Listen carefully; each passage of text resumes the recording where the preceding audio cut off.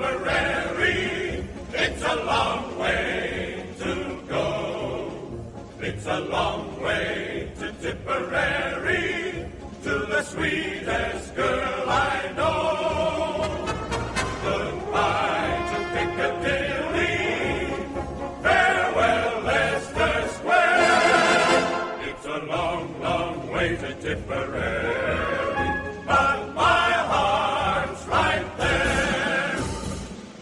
Wilfred Owen would have heard lots of marching songs during his 2 tours of duty in France, would have joined in himself, no doubt. There were the nostalgic, sentimental ones.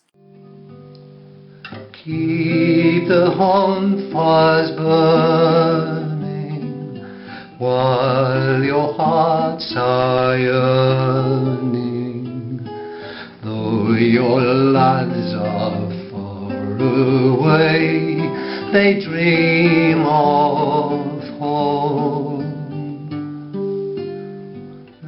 The more cynical, and others often designed to boost morale.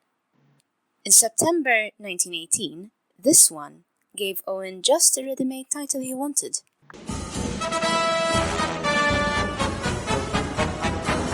And come your troubles in your own kit bag and smile, smile, smile.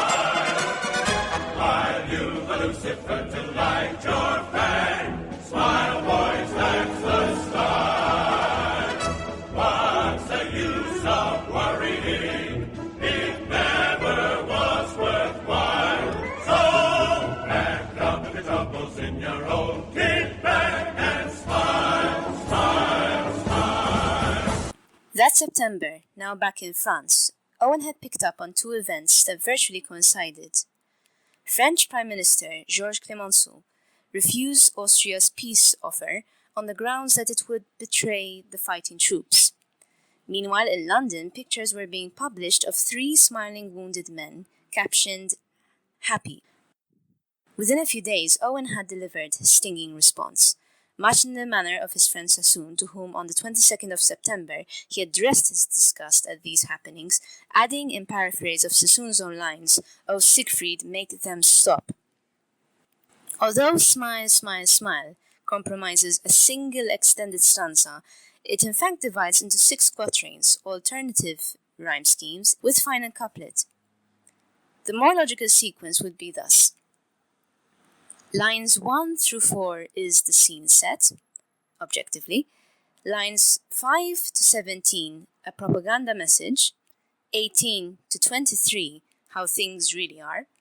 And 24 to 26, the ironic conclusion.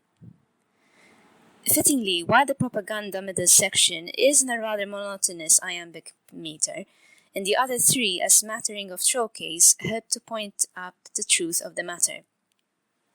It is a satirical poem, quite Sassoon-like, and not perhaps the sort of thing that Owen does best, but it's effective and certainly stays in the mind. As in Apologia and SIW, we are in the territory of them and us, with no doubt which side Owen is on. We catch the condescending tone. The men's first instincts will be making homes. Instincts, not rationality, not clear thought. With peace would do wrong to our undying dead. Owen brings out the insult in the suggestion that the dead would resent the survival of their fellows.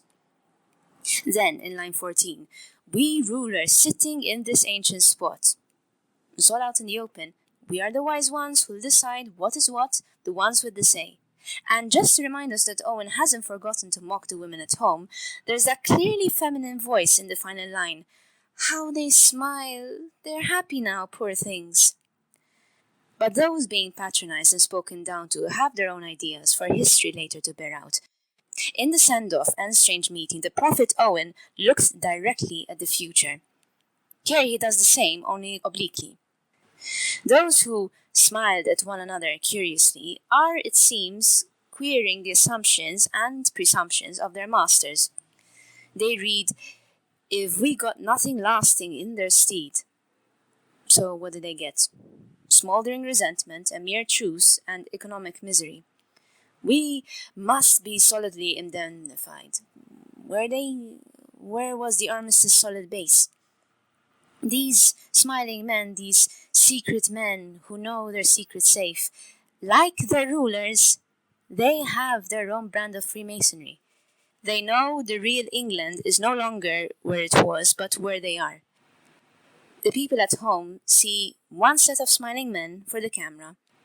These others, the sunk-eyed wounded who shared their curious and secret smiles, were more of the wry variety, were men bemused by the message they were given. Yet they have the satisfaction and, in a sense, the security of knowing that theirs alone is the truth of the matter.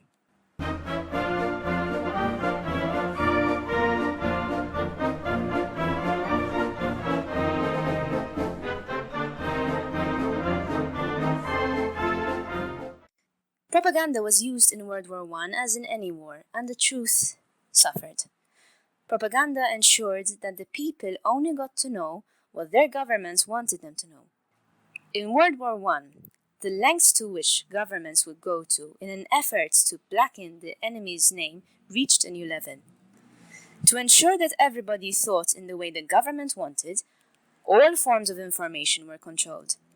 Newspapers were expected to print what the government wanted the reader to read. In fact, though this would appear to be a form of censorship, the newspapers of Britain, effectively controlled by the media barons of the time, were happy to play ball.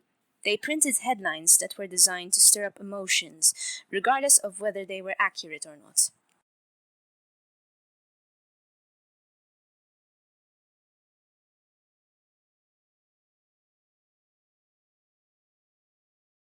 These were designed to develop and strengthen the current of hatred that was already engendered in Britain. The same thing was done in Germany. Untrue headlines were tolerated and even encouraged by the German authorities.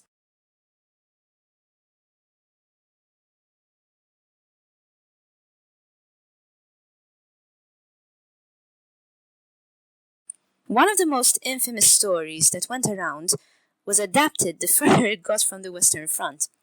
The story went from monks in Antwerp being forced to ring bells to celebrate the German occupation of the city, to the monks refusing to do this and being tied to the clappers of the bells and being used as human clappers and being killed.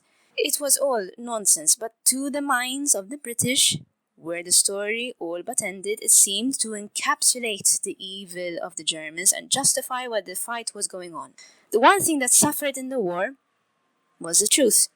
There were numerous stories in Britain of German soldiers parading around Belgian towns with babies on their bayonets. However, the media was used for other purposes. British newspapers published casualty figures that were acceptable to the government but less than accurate. British success in battles was emphasized as opposed to the minimal gains actually made. All countries were guilty of this. Parisians did not know about the danger Verdun was in during the initial stages of the German attack, despite being just 150 miles from the city. The French authorities simply clamped down on the truth. Anybody caught spreading the truth regarding Verdun was liable for arrest as an agent provocateur. The same was true in any country involved in the war. A good example would be this following extract from a British newspaper. This was written in April 1915.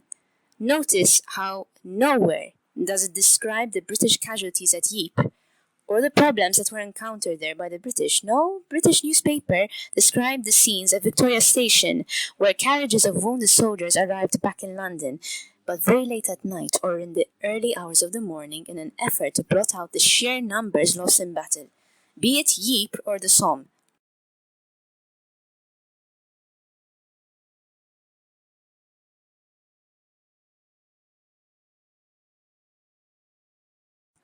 In Britain, the Defence of the Realm Act listed things that correspondents could write about, but, more important, could not write about.